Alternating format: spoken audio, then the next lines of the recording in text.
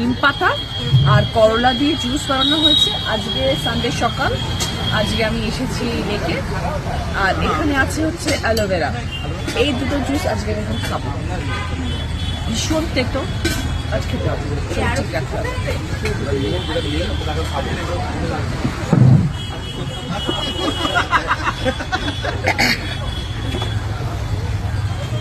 আমি খাচ্ছি হচ্ছে অ্যালোভেরা আমলা জুস। আমাকে সবাই জিজ্ঞেস করে যে কি খান, কি করেন, এটা খাই। তো বাইরে এসে খাই না, বাড়িতে খাই। আজকে পড়া চেঞ্জ, বাইরে এসে খাচ্ছি অ্যালোভেরা আমলা।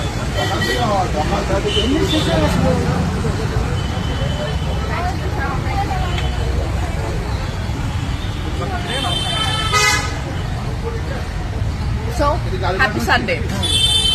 ৫৩ বছরেও ফিট থাকতে কি করেন রচনা ব্যানার্জি, আপনারা সেটা সচক্ষেই দেখতে পেলেন।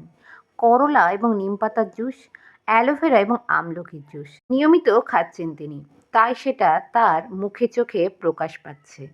আপনারাও কি আপনাদের বয়স রচনা ব্যানার্জির মতো ধরে রাখতে চান? তাহলে হেলদি হ্যাবিট অবশ্যই শুরু করে দিন।